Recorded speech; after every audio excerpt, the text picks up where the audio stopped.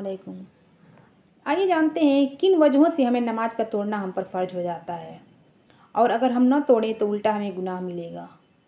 अगर नमाज आप पढ़ रहे हों और ट्रेन चलने वाली हो, उस पे आपके बच्चे बैठे हों और गाड़ी चालू हो जाए, ऐसे हालात में आपका नमाज तोड़ना दुरुस्त है, क्योंकि अगर आप नमाज नहीं तोड़ेंगे तो आपके बच्चे आपसे बिछड़ जाएंगे।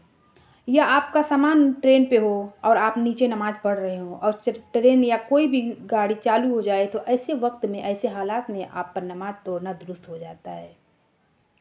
अगर आप नमाज पढ़ रहे हो और आपके सामने सांप आ जाए और डर है कि वो आपको काट लेगा, तो ऐसे हालात में भी आप नमाज तोड़ सकते हैं। आपका नमाज तोड़ना दुरुस्त है।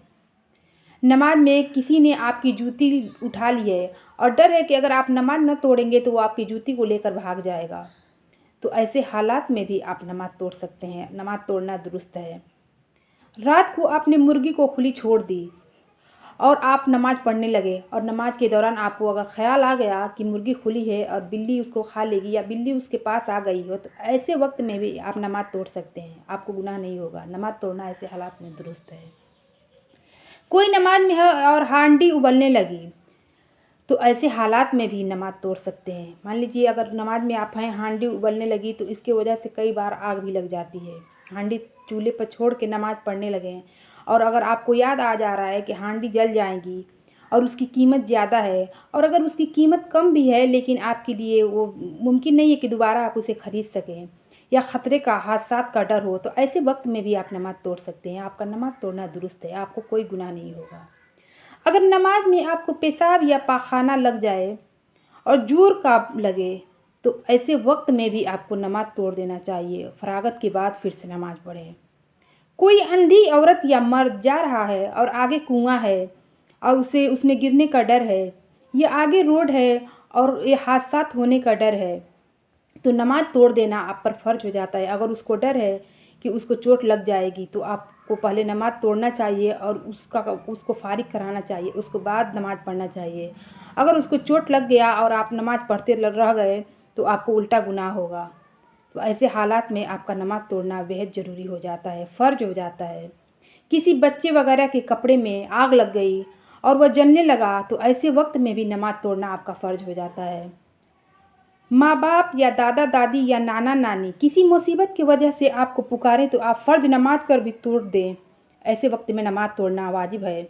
जैसे किसी का माँ बाप वगैरह बीमार हैं और पाखाना वगैरह की ज़रूरत के लिए वो गए हैं और रास्ते में उनका पैर फिसल गया और वो गिर पड़े, तो नमाज तोड़ के उससे पहले उठा लें। लेकिन अगर कोई उठाने वाला मौजूद है, तो नमाज न तोड़ें। बगैर सख्त ज़रूरत की नमाज न तोड़ें।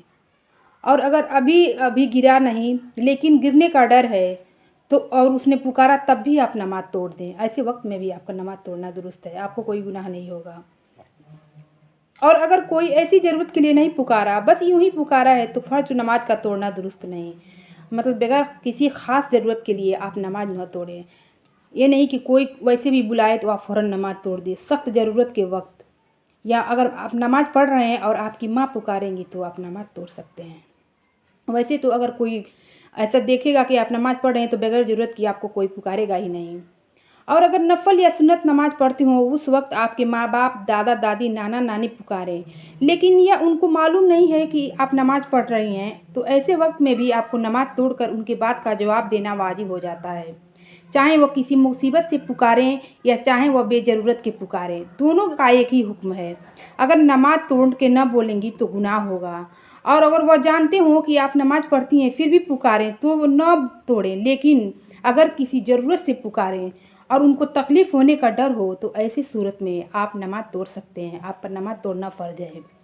अल्लाह के नबी सल्लल्लाहु अलैहि वसल्लम का इरशाद है कि अगर मेरी माँ ज़िंदा होती और मैं फ़र्ज नमाज भी पढ़ रहा होता और रुकू करने के बाद सजदे में जाने वाला होता, और वैसे वक्त में मेरी माँ मुझे पुकारती, या मोहम्मद, तो मैं नमाज तोड़कर फ़ौरन जवाब देता, हाँ बोलो मेरी माँ। अस्सलामु अलैकुम।